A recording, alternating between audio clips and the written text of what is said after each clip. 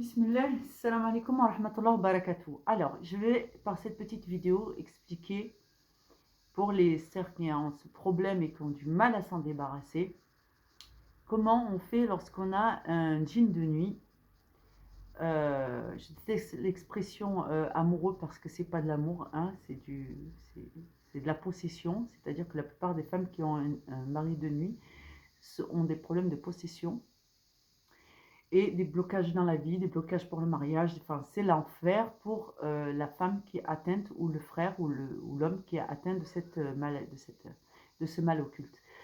Donc, pour faire simple, les méthodes que nous avons trouvées et qui ont du résultat. Alors, j'ai préparé pour vous un espace. Dans cet espace, je vais vous montrer différentes choses. Alors, premièrement, j'ai préparé pour les femmes, parce que je vais commencer par les femmes quand même, parce que pour les hommes, c'est toujours les mêmes choses. Donc, en plus de la ruqya et du traitement de ruqya que vous faites, récitation coranique, lecture du Coran, traitement d'eau coranisée, lavage de l'eau coranisée, douche, je veux dire, plus le fait d'en boire, plus le séné que vous buvez, s'il y a du sihr mangé par exemple, tout ce que vous faites, plus le dhikr, les nuits surérogatoires, les jours de jeûne, la lecture du Coran tous les jours régulière, la réacquisition de vos sourates si elles sont mal apprises, la lecture en français si vous avez des problèmes de compréhension de ce que vous récitez, et ainsi de suite. Donc on part du principe que vous suivez déjà le traitement et que vous n'avez pas encore réussi à obtenir de vous débarrasser de ces shayatin qui viennent vous encombrer dans votre sommeil et qui vous rendent la vie difficile.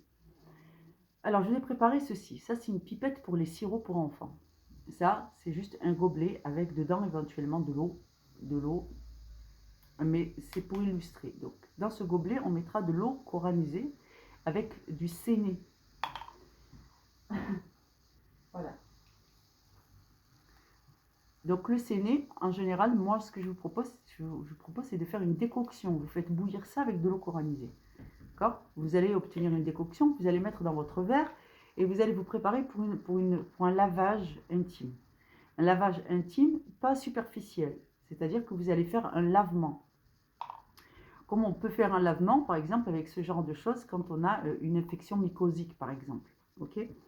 Donc ça va revenir du même principe.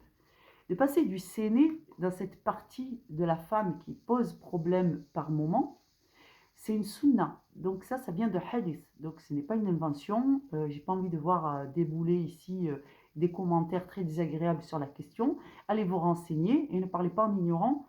Ça nous évitera pas mal de déboires et Allah sera satisfait de nous. Donc voilà ce que je propose. Pareil pour le coranisé. Donc il y en a qui vont me faire une polémique sur l'eau coranisée qu'on met dans les parties intimes. Figurez-vous que l'eau coranisée, lorsque vous la buvez, vous finissez par aller aux toilettes pour uriner. Eh bien, c'est le même principe. Donc, à partir du moment où il y a une blessure quelque part, vous pouvez passer de l'eau coranisée frictionnée. Quand vous êtes atteint d'un haïn ou d'un mal occulte, vous lavez avec l'eau coranisée et vous ne vous posez pas plus de questions. Eh bien, quand c'est dans le cadre d'un soin, l'eau coranisée est parfaitement indiquée pour les maux du corps et les maux de l'esprit. Donc là, la question ne se pose pas. C'est pas un entretien pour le plaisir. On n'est pas Cléopâtre qui se lavons avec du lait, n'est-ce pas? Donc nous, on parle de gens qui sont malades et qui ont du mal à se débarrasser d'un problème pour lequel Allah a dit, lorsque vous avez un mal, lisez le Coran. Vous pouvez aussi vous laver avec de l'eau coranisée. Et donc, du coup, voilà ce que je propose aux sœurs. Une décoction avec encens, séné, eau coranisée, la pipette pour faire un lavement des parties intimes, le cas échéant.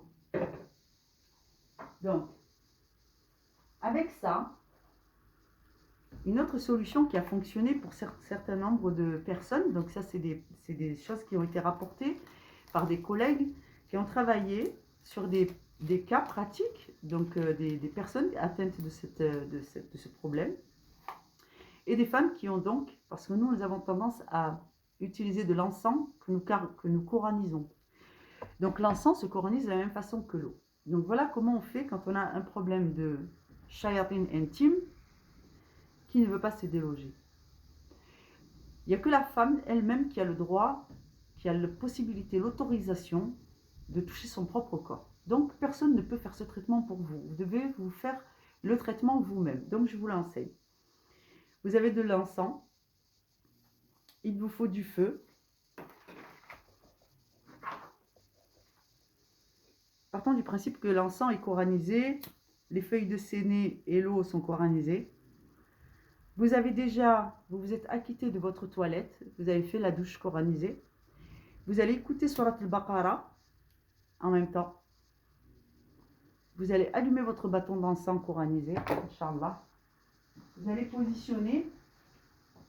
positionner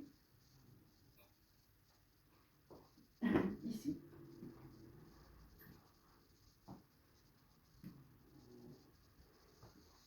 Et alors que vous sortez de la douche et que vous êtes encore tout rempli d'eau coranisée, vous pouvez aussi mettre de l'huile coranisée. Vous allez vous envelopper soit dans votre djellaba, soit dans un drap.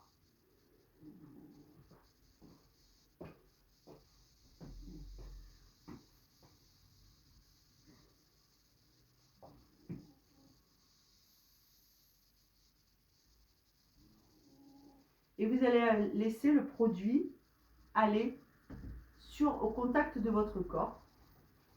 Et vous pouvez aussi vous accroupir.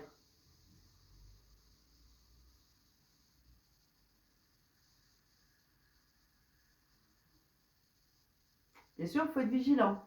Ne vous brûlez pas.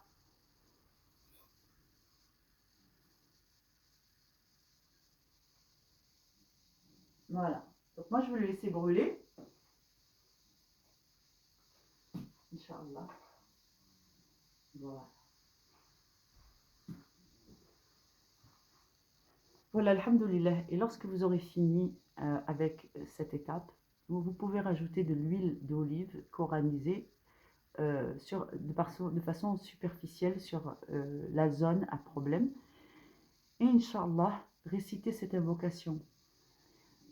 Allahumma, Rabb al-Nas, adhib al-Bas, anta shafi, la shifa ila shifa'uka, shifa'an la yuhaddiruna sakaman.